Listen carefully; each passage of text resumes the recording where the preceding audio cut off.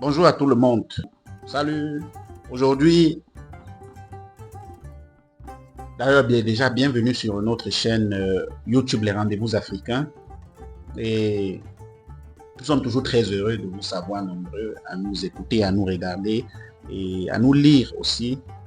Aujourd'hui, on va parler d'un cas très important. Et je parle avec le cœur aujourd'hui. Je parle avec le cœur parce que je m'adresse à tous les Africains sans distinction. Quelque chose de très spécial, de très grand s'est passé au Zimbabwe il y a quelques jours. C'est-à-dire un Chinois qui sort son arme et tire sur deux Zimbabwéens. Et vous savez pourquoi? Parce que les deux Zimbabwéens ont réclamé leur salaire. Le gars sort l'arme, boum, boum, il tire sur les frères. Ça, il a fallu que les populations se révoltent. Il a fallu que les populations se révoltent pour que le gouvernement réagisse. C'est tout simplement pitoyable. Comment un Chinois quitte son pays, la Chine, arrive en Afrique où nous sommes très accueillants, quel que soit le pays africain d'ailleurs où le Chinois va arriver, l'Africain est très accueillant. Il s'installe. Il fait déjà quelque chose de très en fait, qu'on ne comprend pas. Comment d'abord il a réussi à être propriétaire d'une mine d'or? Parce qu'il est mentionné que ce Chinois est propriétaire à 42 ans en Afrique d'une mine d'or. C'est déjà grand. C'est preuve que l'Africain l'a accepté. Je ne sais pas comment il a fait pour être propriétaire de la mine d'or, mais c'est quand même une preuve palpable que l'Africain l'a accepté. Je ne pense pas qu'un Africain peut aller en Chine et être propriétaire d'une mine d'or, s'il y en a là-bas. Ou alors même seulement propriétaire terrien. Ça va être très compliqué. De toute façon, on les connaît conservateurs et bizarres. Bon, ils sont très accueillants, hein, les Chinois. C'est pas qu'ils sont... je suis pas en train de leur faire des touvions ou bien des flingues. Donc, ils sont très accueillants. Mais je veux mentionner juste que c'est compliqué pour un Africain d'aller en Chine et d'être propriétaire d'une mine. Ça n'a même pas de... Ça n'a aucun sens pour les Chinois. C'est impossible. Mais le gars arrive au Zimbabwe, il est propriétaire d'une mine d'or. Les frères travaillent aussi pendant le mois et après quand ils vont pour réclamer le salaire, le gars sort là, il tire.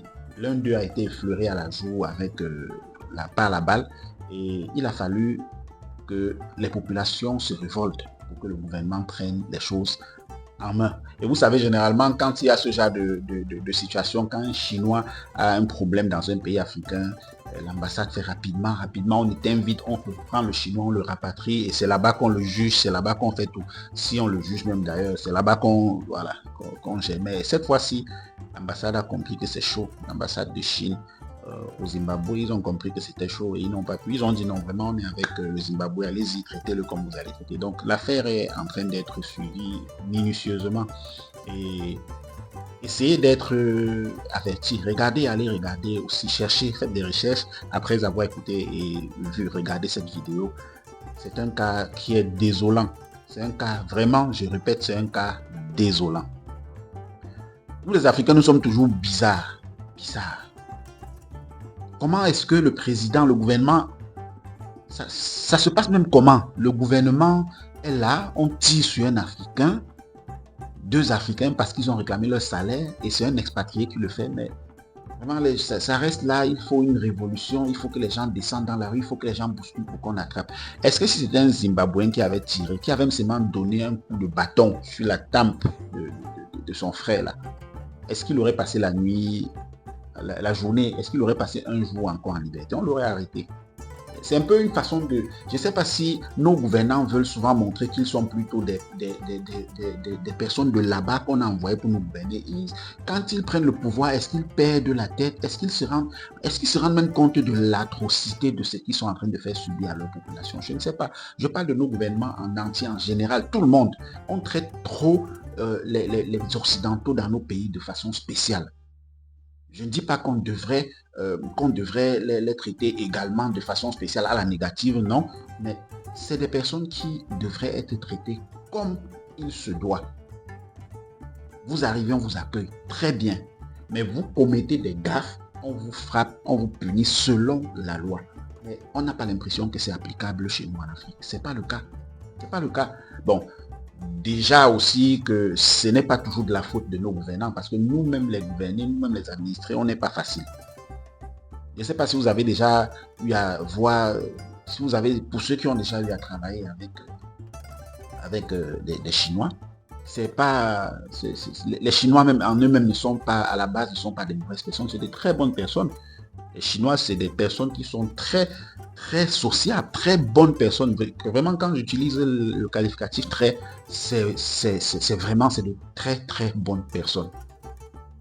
Mais puisqu'ils viennent pour les affaires, puisqu'ils viennent pour le business, pour 99% des cas, ils viennent pour les affaires, ils viennent pour gagner de l'argent. Quand ils arrivent, c'est nous-mêmes Africains, qui partons commencer à les transformer. On les transforme en mauvaises personnes. On transforme les Chinois en mauvaises personnes. Les Chinois ne sont pas mauvais.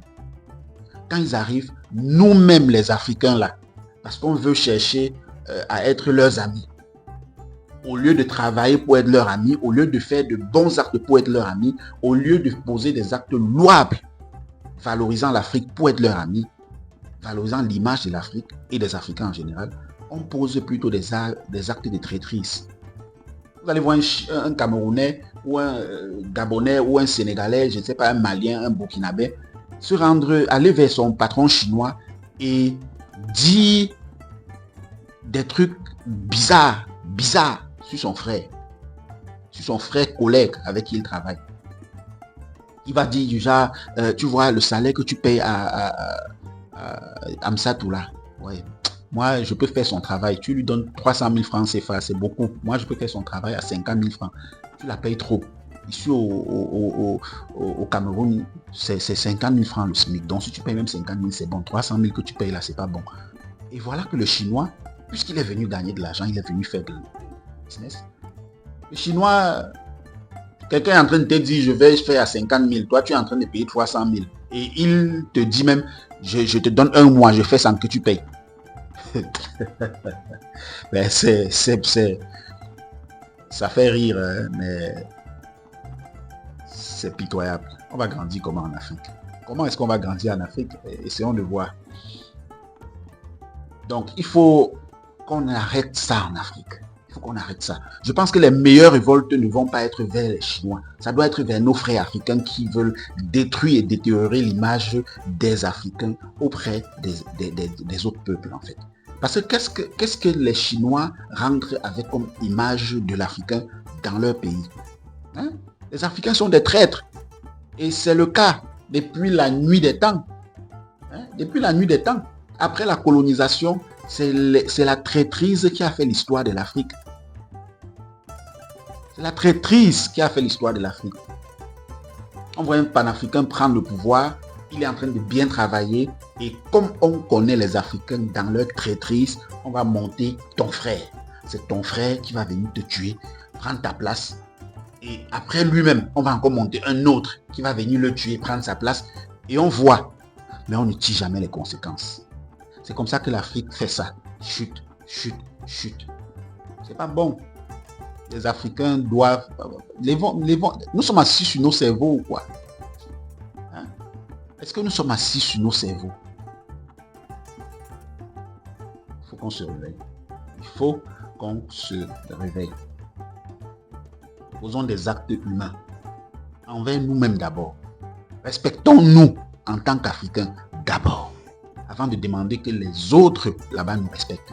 Si nous ne nous respectons pas, j'attends. Même Dieu a dit aide-toi et le ciel t'aidera. On prie la Bible tous les jours, la Bible. Appliquez la Bible, les principes basiques de la Bible. Aide-toi et le ciel t'aidera. Même nous aider nous-mêmes, on se détruit nous-mêmes et on veut que les autres nous élèvent. Comment? Dites-nous ce que vous en pensez en commentaire. C'est toujours un plaisir de vous lire et nous revenons très bientôt pour une prochaine vidéo. Merci d'avoir écouté les rendez-vous africains. Que Dieu vous bénisse. Aloha.